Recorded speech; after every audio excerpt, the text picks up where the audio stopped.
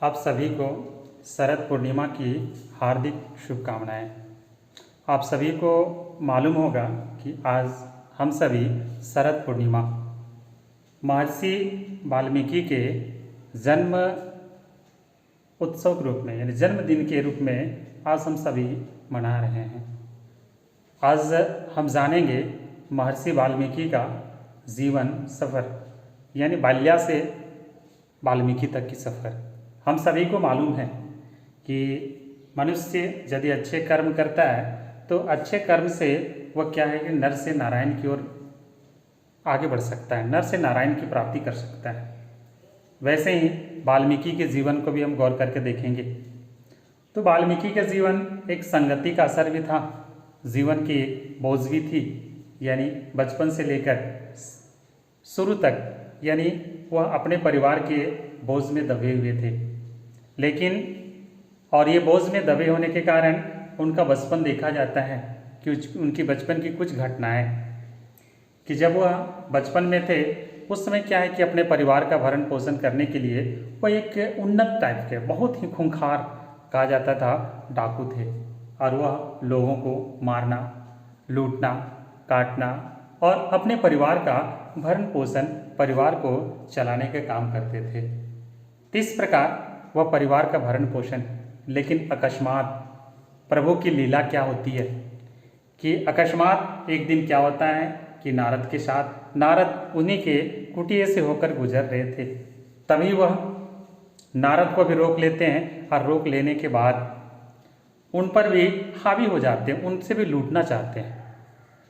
तो नारद भ्रमण करता उनके पास देखते हैं कि क्या है, तो एक सुंदर सी वीणा है, वह वीणा के बारे में जानना चाहता है। वह कहते हैं मेरे पास है क्या चीज़, अब क्या हमसे लेंगे। तब वह वीणा के बारे में जानना चाहता है और वह वीणा की वह सुनना चाहता है। तब वह नारद मुनि जो है वह वाल्मीकि को क्या करते हैं कि वह वीणा की एक सुंदर सी आवाज़ सुनाते हैं, जो त्रिलोक की चर्चा होती है, प्रभु की चर्चा होती है, प्रभु की गुणगान होती है। जब वह गुणगान को सुनते हैं, सुनने के बाद वह बाल्या जो थे वह मंत्र मुग्ध हो जाते हैं, प्रभु की ओर आकर्षित हो जाते हैं। यहाँ तक कि फिर उनसे सवाल भी करते हैं नारद कि आप इस प्रकार जो मार रहे हैं, काट रहे हैं, लूट रहे हैं, क्या आपके परिवार इसमें आपकी भागीदारी बनेंगे? आप थोड़ा पूछ के आएँ। वह एक बार तो गुस्सा आ जाते हैं, लेकिन नारद के कहे बातें के अनुसार वह क्या करते हैं, नारद मुनि को वहीं पे एक पेड़ में बांध देते हैं और बांध देने के बाद अपने घर जाते हैं। और घर जाने के बाद क्या है कि अपने परिवार से पूछते हैं कि मैं इस प्रकार जो मारता हूँ, काटता हूँ, पाप करके लाता हूँ, क्या उसका भागी बनेंगे?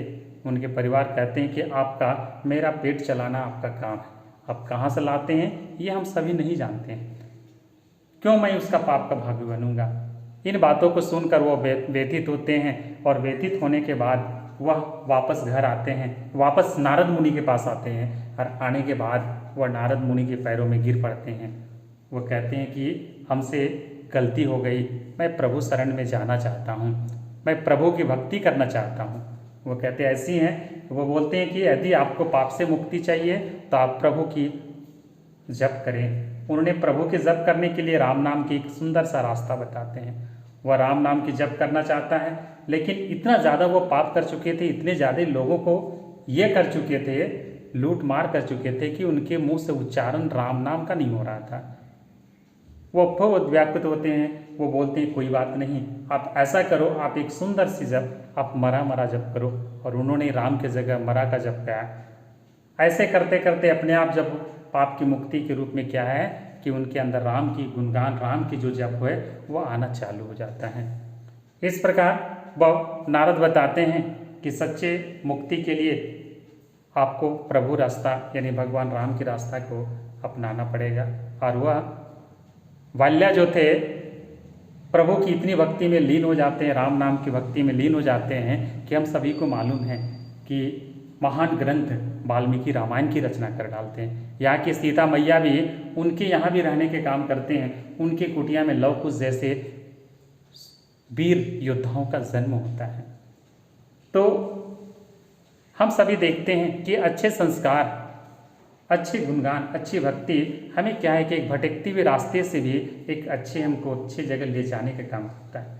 इसलिए जीवन में कहा जाता है कि अच्छे संगति, अच्छे संस्कार, अच्छी भक्ति हम सभी को प्रभु में लीन होनी चाहिए, ताकि बाल्या से वाल्मीकि बन जाते हैं। आज कहा जाता है नर से नारायण को प्राप्त करते हैं। तो हमें भी आज शरद पूर्णिमा के तौर पर अपने जीवन में एक अच्छे संस्कार आए, एक अच्छे संस्कार का निर्माण होए, इन सारी का हम प्रभु से मांग करेंगे और हम सब भी अपने जीवन में एक अच्छा संस्कार अपनाएं। इन सारी बातों के साथ शरद पूर्णिमा की आप सभी को पुनः एक बार हार्दिक बधाई।